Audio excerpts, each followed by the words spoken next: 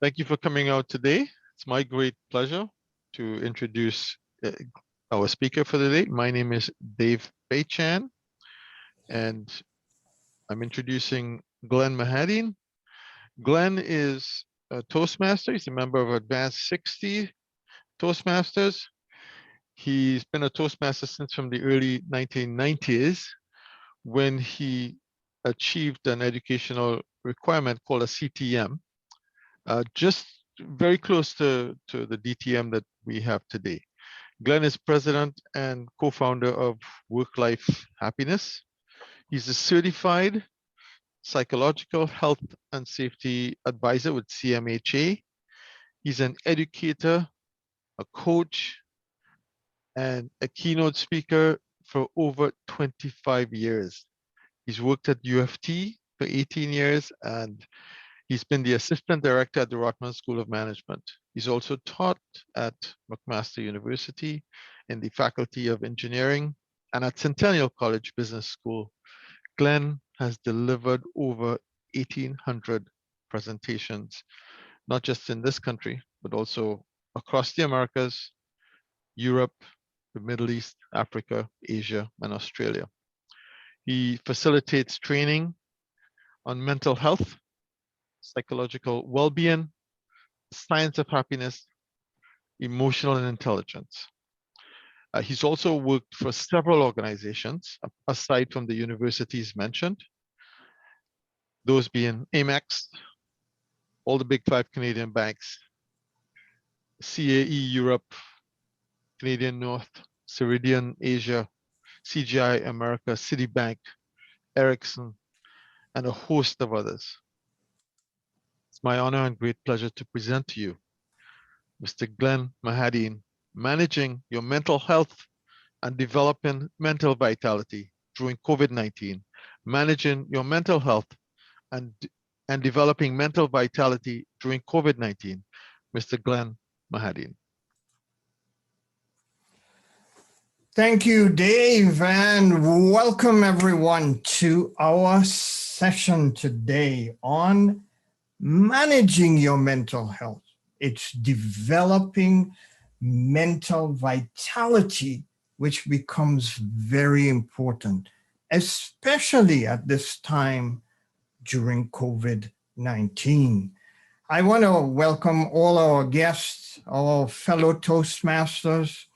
Toastmasters has been a core to my entire life experience in terms of my career. And it's made a tremendous difference since I discovered it back in the 1990s. Some of you may not have been born then, but welcome anyway. As Dave mentioned, I've been an educator and a coach for over 25 years, certified in psychological health and safety. And I've presented for many different types of organizations across Canada and across the world. So yes, this is actually late for me. Sometimes I do sessions at 1 a.m. or midnight. So, so hopefully we are a lot more awake right now. Great to have you aboard. We'll be using the chat to communicate today. And I really love your input as we go along. And what I'd like, to welcome you as fellow Toastmasters, perhaps you could maybe perhaps you could in the chat put what club you belong to and how long you've been a member of Toastmasters. Just put it in the chat. Love to see who's aboard today, what club you belong to, and how long. So I know we have some newer folks these days. Looking out here in the chat, just you could connect with the chat. Just click on the bottom, you'd see chat. There we go. Eglinton Young Toastmasters. I've been a member since 2014. Welcome. Anyone else? Whitby, July 2020. That's in the middle of COVID. All right. Centennial College alumni, nearly 2 months ago. Okay, another newbie. All right. Anyone else? Jane McKinnon from Talk of Mackenzie joined in 2014. Who else do we have? Anyone else aboard that will share when they joined? Okay, beautiful. Welcome. It's so exciting to be here with you. So what will we be talking about today? Let's see if this changes. Ta-da! So we'll be talking about a little bit about mental health, of course, something called CSI, common mental health issues. Now, we're not going to dive into the issues as much. It's more about how do we develop mental vitality. Now, the challenge we face today is, okay, let's take mental health, for example. And, many times we hear this concept, mental health, but there's a lot of misunderstanding of it because typically when many people hear mental health, they think mental illness. But think about physical health. We've all, since we were born, have heard exercise, exercise, exercise. Build your physical health. But physical health and physical illness are different. They're interrelated, but different. And the same thing goes with mental health. Mental health and mental illness are different. And right now, because of the demands, especially of the pandemic, it's drawing on those resources, physical resources, mental health resources, emotional resources, some say spiritual resources, and even our intellectual resources. And one of the things we need to do is ensure that we're renewing those resources. So as we experience the pandemic and as we'll see the CSI part of it, we can be more resilient. So someone says here they're part of TELUS Vocal Mobility, and I have been a member with that club since January 2020. Though I've been a member of Toastmasters since 2004. All right, welcome to you. That's great. You joined just before, just before the pandemic.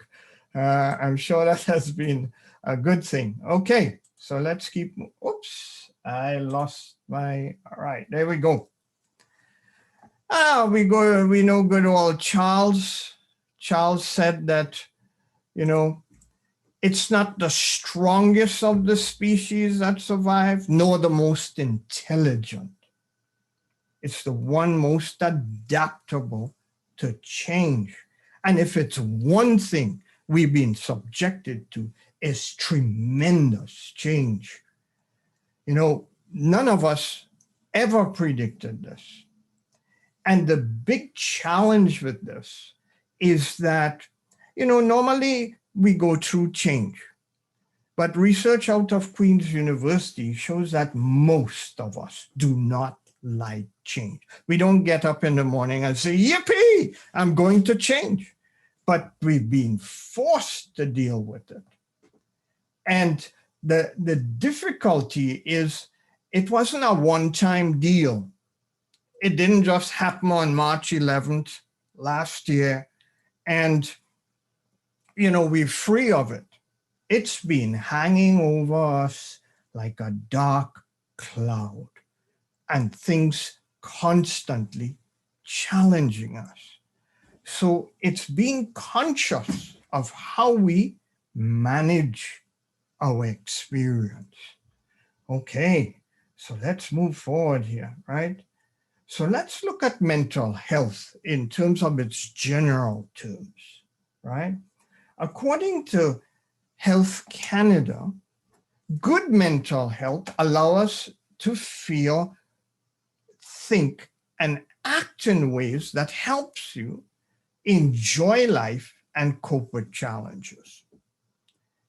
And as many of us, and you will see in the stats, our mental health has been really drawn upon. And it's quite normal not to feel normal right now.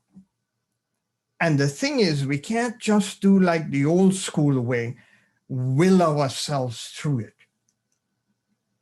Or neither should we think, if we don't feel great right now, that we are somehow weak. That is old school thinking. We have to recognize this is a new reality. And actually, mental health is something we have to pay a lot more attention to, not just now, but as we continue to move forward. Now, let's look at this. When we talk about change, what changes have you experienced? Anyone, since COVID-19 hit us, what changes have you experienced? Anyone, just plug it into the chat. Anyone, what changes have you experienced? Anything. It could be anything you've experienced. Anyone, what changes have you experienced? Increased family stress, so common. No more unplanned coffee meetings with friends, so we can't connect, right? It's very difficult to connect. What else? Struggling to remember daily activities. Yeah, we get up, what day is it? Is it Monday? Is it Friday? It just goes into this big blur. It's like a fog. It's like driving through a fog. And many of us feel very anxious, afraid, scared, depressed even. There's so many things that come along with this. Frustrated, isolated, right? Someone says fatigue, even with more sleep, right? Change in social connections, eating habits, family relationships, less stress from being on the 4-1, no doubt.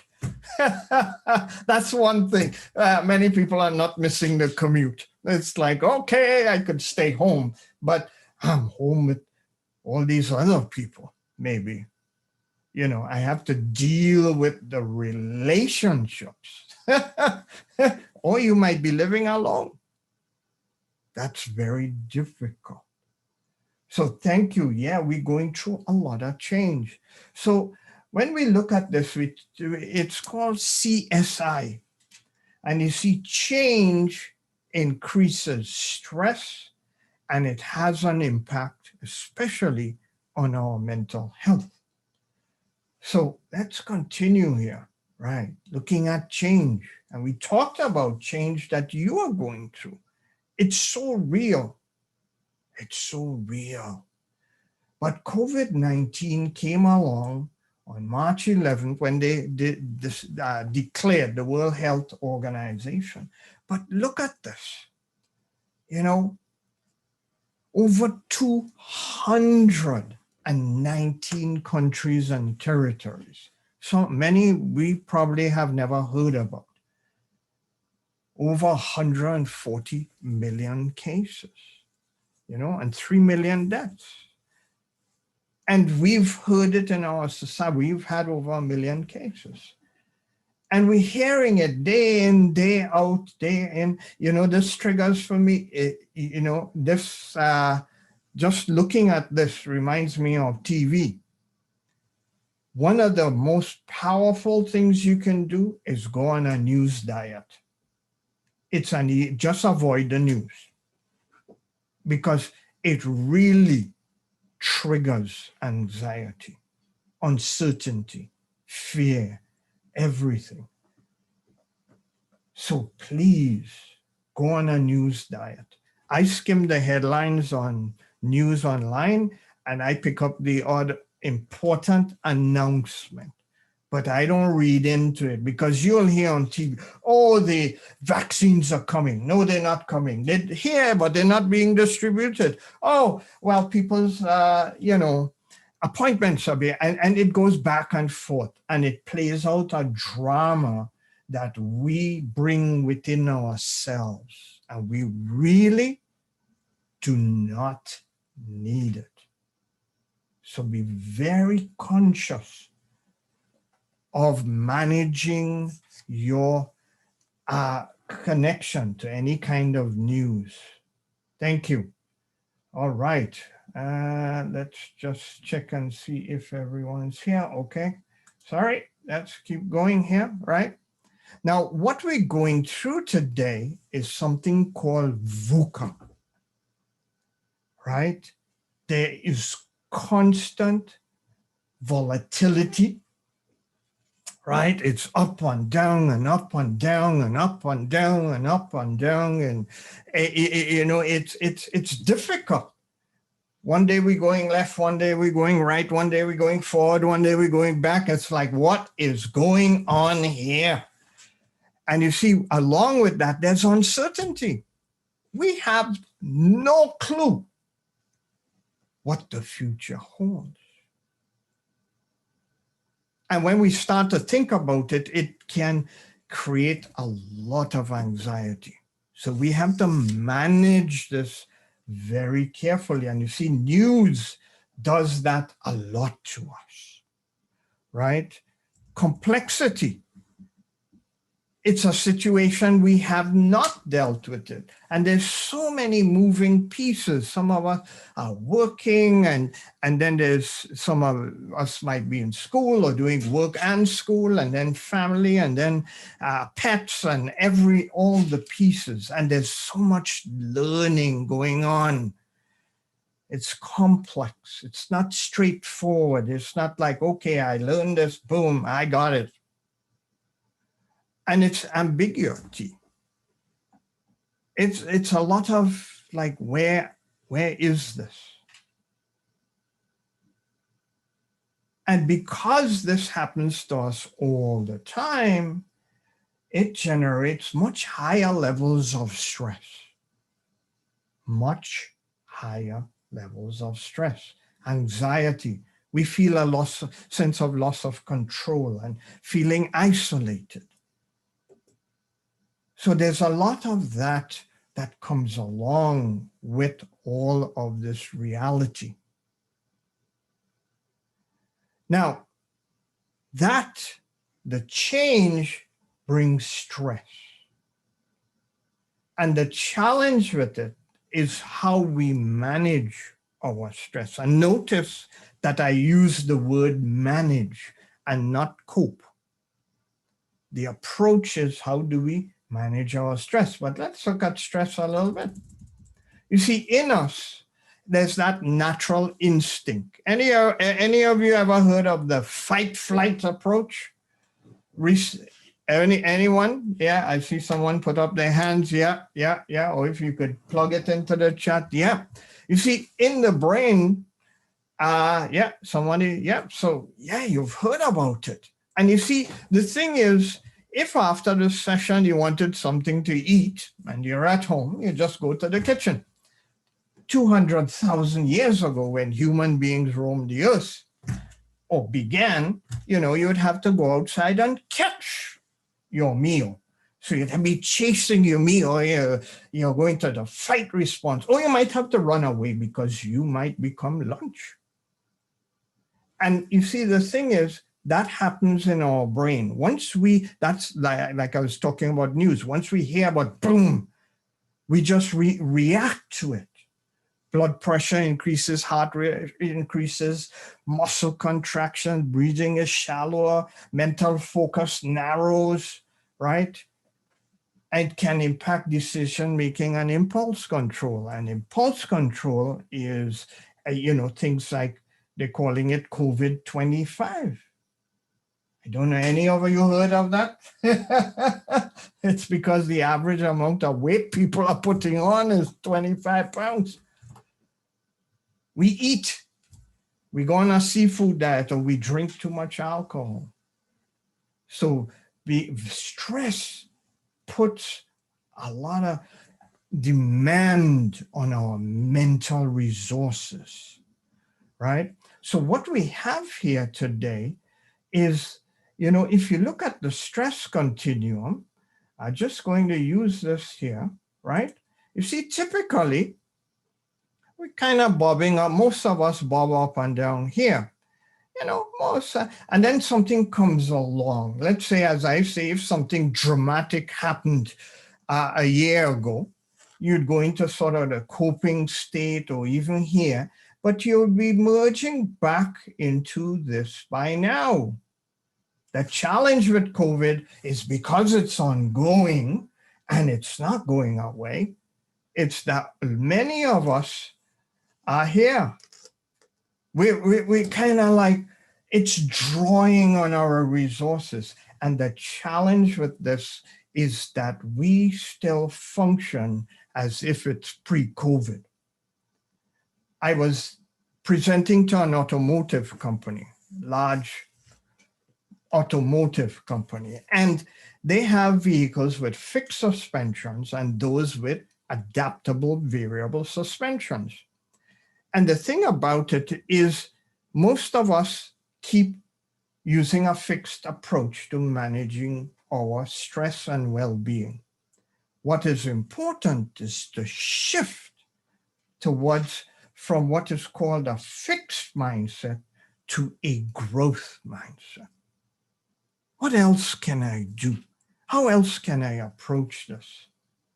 Very, very important is asking open questions and taking new actions. All right, so let's keep going here. Thank you. Yeah, people say COVID-25 is funny. Yeah, it is in some ways, right? But it can also put stress on our system. So the impact, right? This was done by Angus Reid. And, you see here, let's go back to the little spotlight, right? So they say this was done earlier during COVID. So 2/3 of folks, even though the mentally struggling is here, if you're financially struggling, it is difficult, right? The hardest hit will be challenged mentally. And as a psychiatrist was saying, is easily 2/3 of the population have been impacted. And this was done earlier during COVID. This was when they were hoping that the fall would be different. Well, we all know that didn't turn out very different. So as we'll see, it's impacting people a lot more, right? 50% of Canadians reported worsening health. 10% said that mental health has worsened a lot.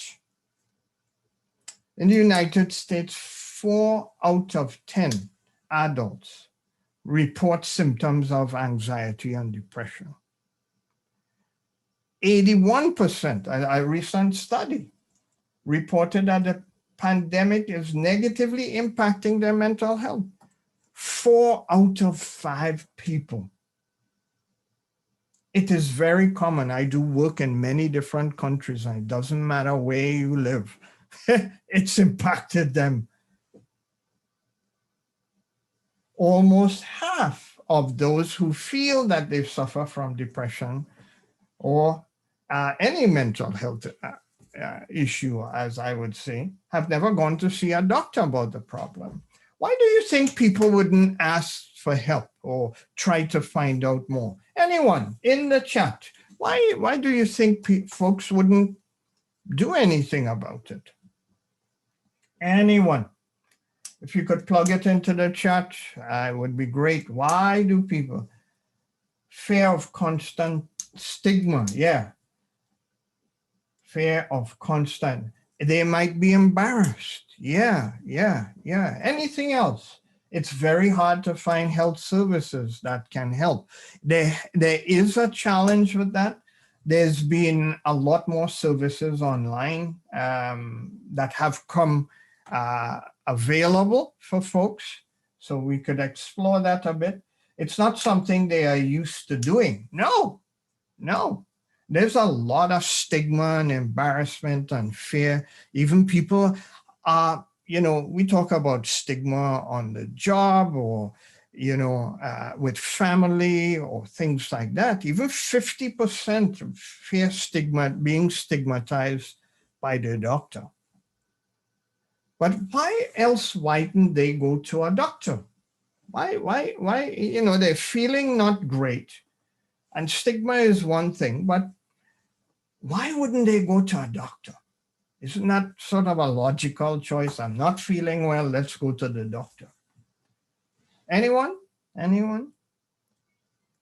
Okay, apart from stigma, you see, it might validate their suspicions, right? Seems many people don't understand and will be judgmental if someone opens up about this. Yeah, absolutely. There's still a lot of stigma around this. And we have to normalize it because we talk about physical health. Mental health is just as important. As I mentioned, mental health is a resource that we use to live by.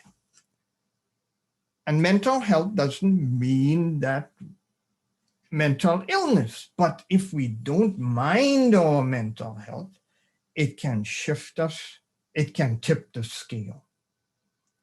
So it's being very conscious and responding to it. Thank you for the input there. That has been amazing, right? COVID-19, people are afraid to go to their doctors too.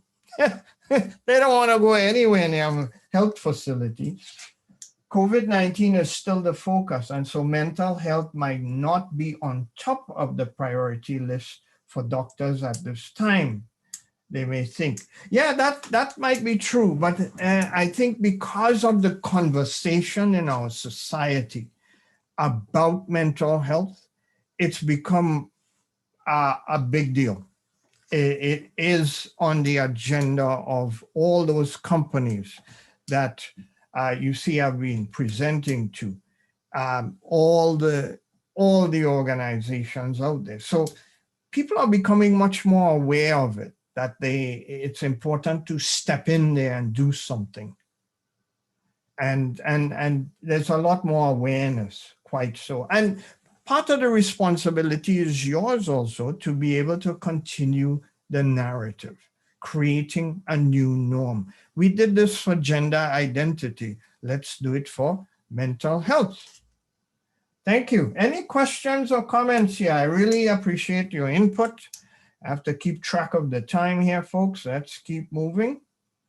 Anything? Okay, right. Quickly just touching on 5 of the common ones, right? Depression, we all know, like someone might be sad or a sense of worthlessness or difficulty concentrating, crying, things like that, generally withdrawn, anxiety, feeling nervous, think about feeling anxious or panicking, right? Sweating, trembling, it's that, and it just comes on, boom, it's like, and it can happen. The adjustment disorder is usually when something happens and we take a long time to adjust to it. Now, the challenges with COVID-19, I mean, the adjustment,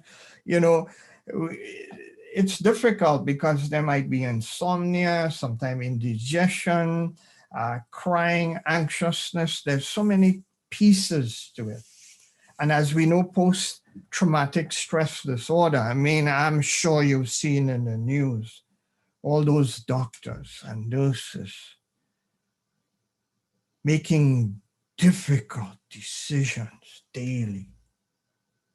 It's going to have an impact on them. People get up at night and And you've seen soldiers, they're having vivid dreams or things might trigger it. And that could happen to us if we experience something very difficult. You know, around COVID-19, maybe a family member was ill. And then substance misuse. Notice they use the misuse. It's so easy to offload our anxieties into, like one guy in my session, he said, he said, Jack is his best friend. Jack Daniels for you. It's a drink, right? So he said, Jack is his best friend these days. We don't want Jack to be your best friend these days. That can take us off the other edge. Thank you. Thank you for the feedback. I appreciate it. Okay. Any questions before we move into developing mental vitality? Now, as we go through this, I want you to think about what can I add to my life to enhance my mental well-being or my health overall? What can I add? What do I intend to do for me? This is about you. Very important. Now, this guy here, George Boujan Shaw, said, the people who get on this world are the people who get up and look for the circumstances they want. And if they can't find them, make them. And this is like, I used to go to the gym at 5:30 a.m. pre-COVID. Ta-da! Doesn't happen anymore, right? Doesn't happen anymore. So instead of doing what I did, I will go for a walk. Well, today is a lovely day. Go for a walk or follow videos on YouTube or light weights or other things. But I have to look for other approaches to it. And that is very important that we do that. 1 second here. Okay. All right. So 3 things in developing mental vitality. Instant EI, the wiser approach, and updating my OS. 3 core things. All right. Instant EI. You know, what do we have control over? I know you know this guy, Stephen Covey, 7 Habits of Highly Effective People. It's been a Bible of leadership. What do we have control over? Really, what do we have control over? Anyone? What do we have control over? If you could plug that into the chat, what can we really control? Anyone? Ourselves? Yeah, definitely. Us. What can we control? Anyone else? Anyone else? All right. Yeah, we can only control ourselves, right? Our views on a situation, yeah. Our approach, ourselves, that is, eating habits. Yeah, that's important too these days, you know. Yeah, but the only, and if anyone else wants to add to it, feel free to do so. But the only things we can really control are our thoughts, our feelings. We can actually control that and direct it. Actions that we take, right? Maybe not eating those cookies. I did that early in COVID. Actually, I did that recently, but I've been managing it very, very carefully. Our attitude, so our way of approaching things, and our words, what we say. Now, given that we can't control our kids, we can't control COVID, we can't control anything else, just us. Too many times we want to control everything and we feel like we're out of control. Let's just focus on what we can control, right? If you look at this now, any of you ever heard of Daniel Goleman? Emotional intelligence. Wrote this back in 1995, but it's still very relevant. 4 key things. Self-awareness. A big part of it is self-awareness. It's like, if I ask this, I want you to think about it. You don't have to share it. Do you know when you're stressed? What is the indicator or indicators? I get headaches, right? How do you know that you're stressed? Self-awareness becomes very important, but the challenge is the self-management piece. Because as soon as we feel overwhelmed or anything, we just want to get rid of it. And again, going back to the fixed mindset, we kind of do things in the same old, same old.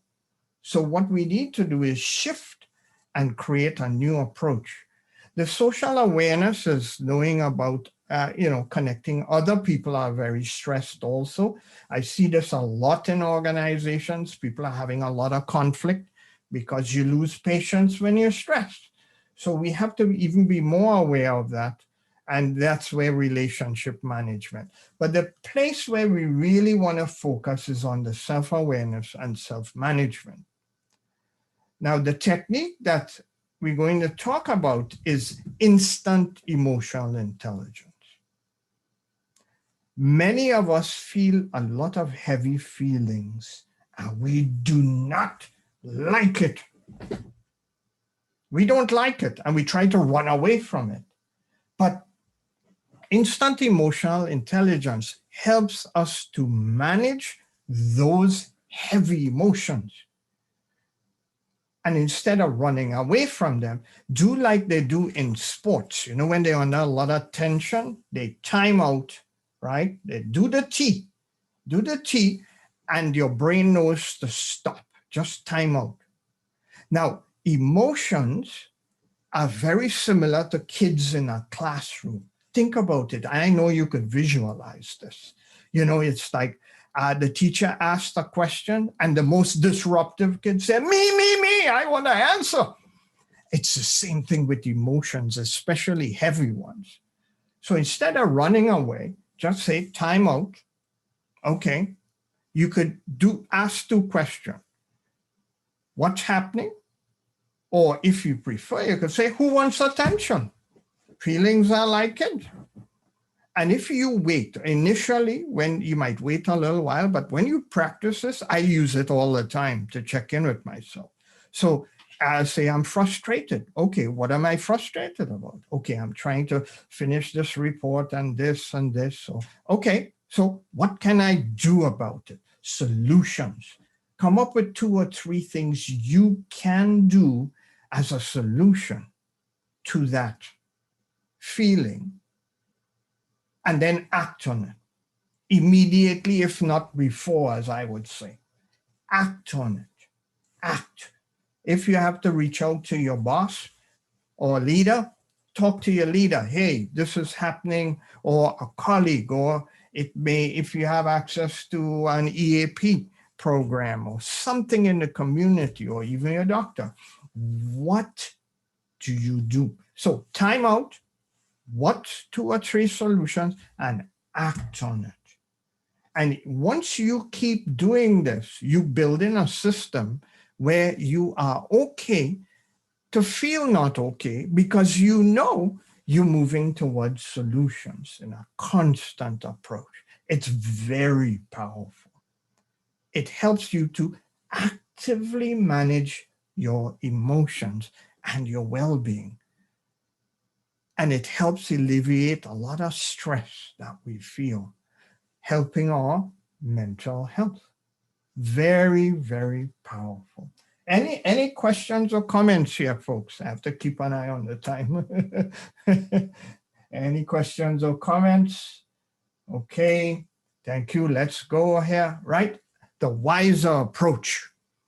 Now, this is again, a very simple way of implementing things that help us manage our well-being. The first thing is water. I was on a webinar I was on a webinar with over 2,000 doctors worldwide. And one of the things they say, we do everything else except drink a lot of water. So they really recommend 2 to 3 liters a day.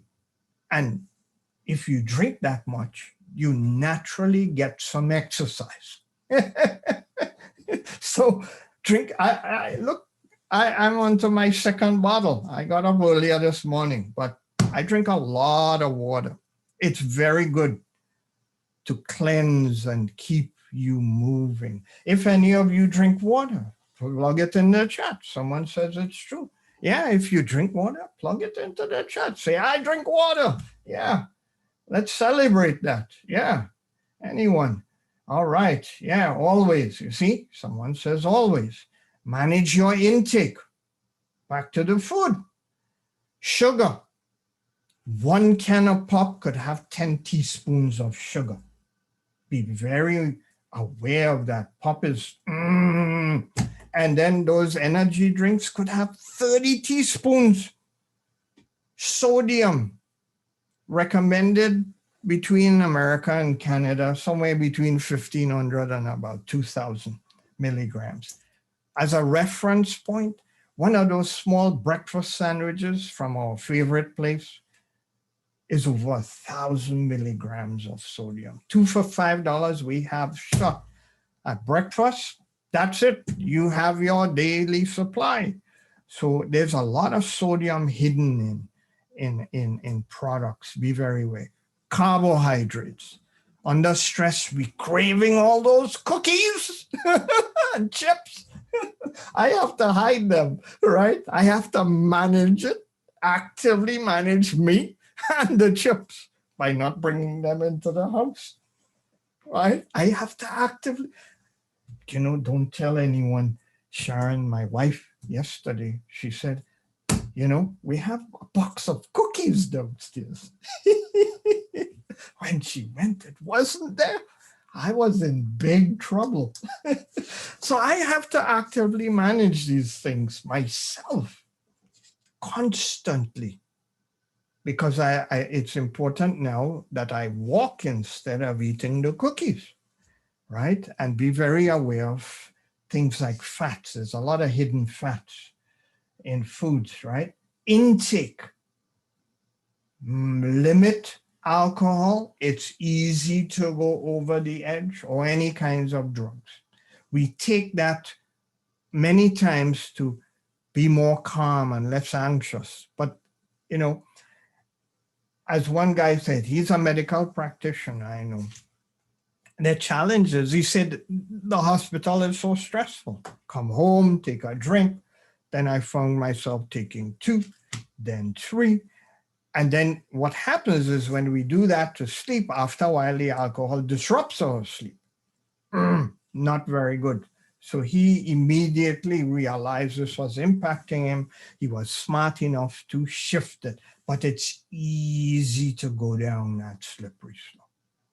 Same thing with any kinds of drugs and things. Be very careful with that, right?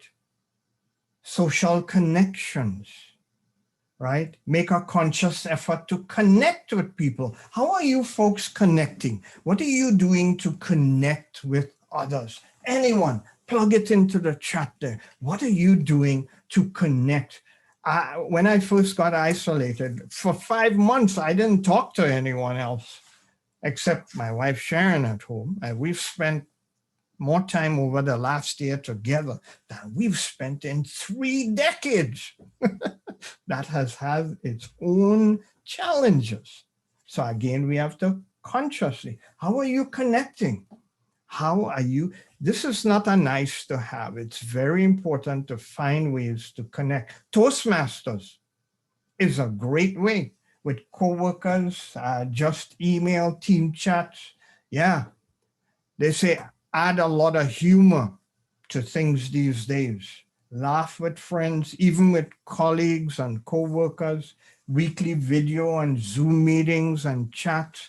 These things, WhatsApp groups, again. But if you use social media, again, avoid all the drama side of it in terms of the negative news. FaceTime, beautiful. All right, we're connecting with each other, right? Sleep. Many people have disrupted sleep. Someone said, I am still connected to a lot of things before COVID through virtual. Yeah, beautiful, beautiful. Sleep has been disrupted. Many people are having extremely vivid dreams, and it's not the fear of COVID. A lot of it has to do with the isolation. I was looking at a documentary on this. And you see, the thing is, a lot of it is because that's why we have to socially connect with people, right? The 7 to 9 hours sleep of restful sleep, not too hot, not too cold, right? Dark room, as dark as possible. Some people put on those things over their eyes and they look like bandits, right? Reduce noise as much as possible. I've had people say they use earplugs, right? Unplug from all screens at least an hour before bed. And I've experimented with this. See, the blue light from screens interferes with the melatonin in the brain.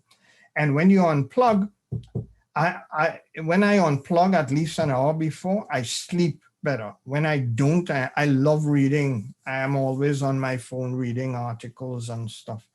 And my sleep becomes very interrupted when I don't unplug. Someone said my kids via Zoom, Skype, Zoom meetings, phone calls, walk and connect with neighbors via social distancing. Very important. Thank you. Again, sleep. If you're not sleeping well, don't just run to the drugstore and buy stuff. Check in with a medical practitioner. I was on a webinar with a doctor who is a sleep specialist. And he was saying, many of the products people actually buy are not actually good for them. So be very aware. I'm a sleep bandit. Wear the eye mask. Beautiful. Thanks for sharing that. Yeah, we have to do whatever it takes to sleep. All right. Exercise at least 150 minutes a week. If you don't, you see, pre-COVID, I used to go at 5:30. You'd have first week of January, instead of 10 of us, you'd have 60 people there, 50 people in brand new outfits. And they look, like mannequins, beautiful outfits. And then by February 14th, 50 of them kiss the gym goodbye. It's because we overcommit. If you're not exercising, anyone exercising these days, put it into the chat.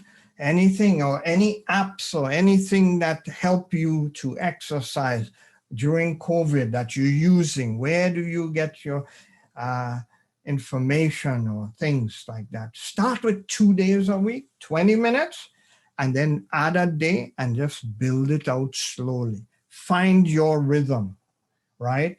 My rhythm is every other day. Sharon's rhythm is every day. Find your rhythm, right?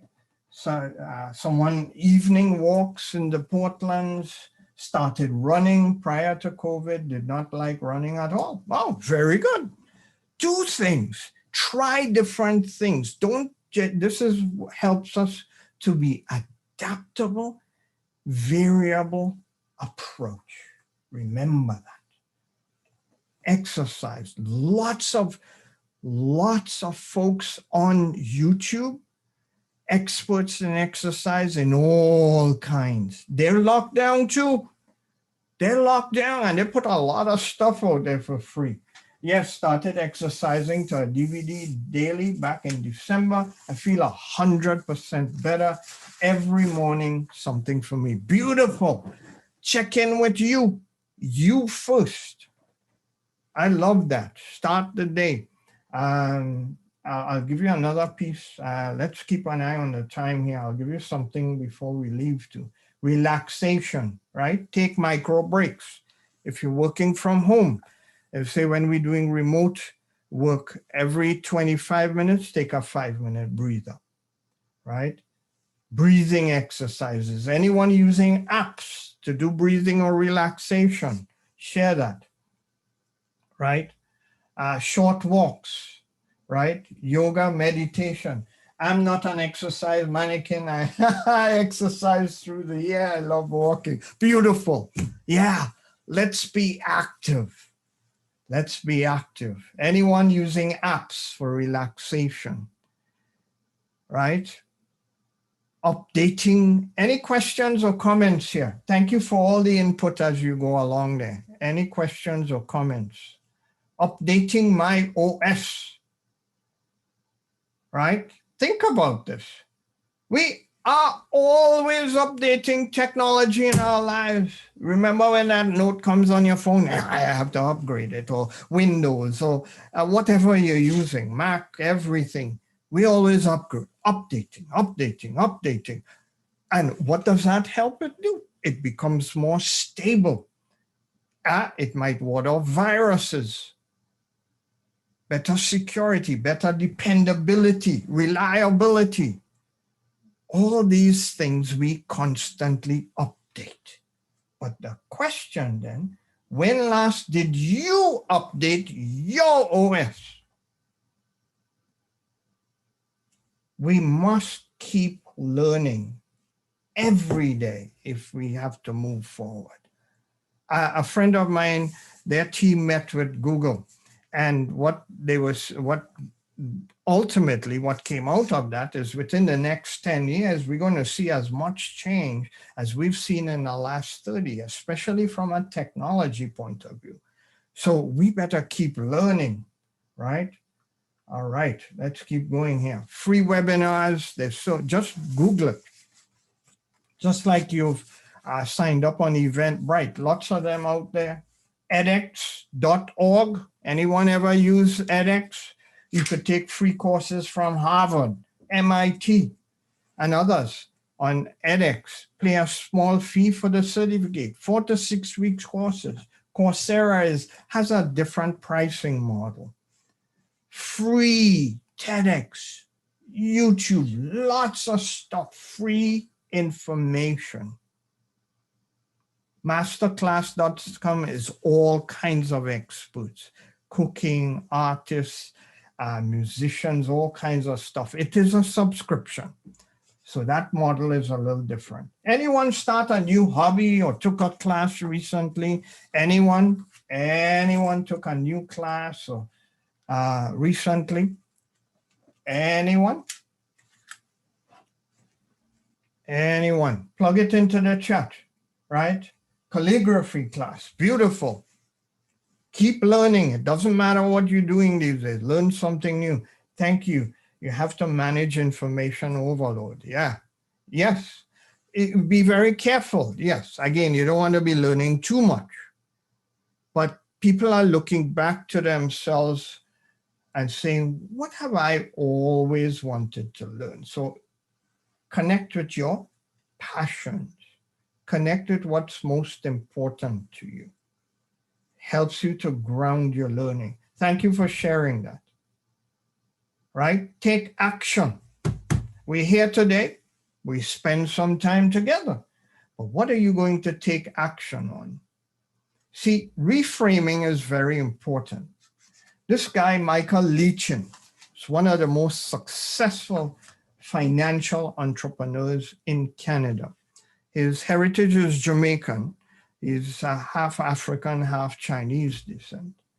And one of the things he said in his life, when things became difficult, he would refer to the Chinese, if there's anyone Chinese here, they could validate for it. It's called Weiji. It's 2 characters, right? For crisis, and it means danger, and it means opportunity. And he's always shifted. This is how we shift our mindset from the danger of COVID to what is the opportunity here for us. So I would like you to reflect on this right now. And if you could share something in the chat, that would be great, right? Taking action is the most important thing moving forward. What do you intend to do for yourself from today? Anyone, giving all that we talked about today, what has it triggered for you? You say, I can do this for me. Anyone who would like to share something they would intend to do from today. You know, exercise more often, drink more water, get loads of fresh air in the early morning. It is beautiful. I used to go outside when I used to do yoga at 4:30 in the morning. That's many years ago. I used to go outside, especially, and look at the sunrise, right? Listening to my body more. Be mindful, right? Be mindful. Anyone else? Anyone else? What do you intend to do, right? Right? Going to implement the timeout solution action, try to be more mindful, self-aware. Beautiful, beautiful. Anyone else? Beautiful, right? Shift to spending more time on me versus working extra hours. Excellent. Enjoy my garden and the summer. Oh yeah, let's enjoy the summer, please. Yeah, beautiful. Thank you for sharing. If anyone else wants to share, you know, there's one thing that is also very powerful. I learned this many years ago.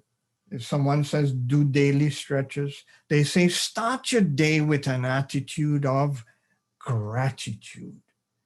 And every morning when I arise, instead of thinking of everything else, say, what am I grateful for right now? And maybe I slept well. Maybe I'm in good health. Maybe my spouse, I thank for the spouse. Maybe I live in a nice home, whatever it is. A woman, and I was attending a webinar, and she said she does that at night. So you could do morning or night. It's beautiful. Start your day with an attitude of gratitude, or maybe go to sleep. Some resources here, folks, right? Someone says also check courses that Jane mentioned, do daily stressors. Lots of resources out there. Just if you want mental health resources, just Google mental health resources or search online. There's a lot more out there, a lot of free services for Ontarians right now. Or check through your physician, check through your colleagues, manager, HR, or if you have a employee family assistance program. Any last questions or comments here, folks, as we come to the end here? I want to thank you so much for being on the journey and all your input. You guys have been amazing, amazing, amazing, amazing, right? As our favorite, one of our favorite, Michelle Obama said when she left the White House, someone asked her, how are you going to get back to normal? And she said, life is different forever.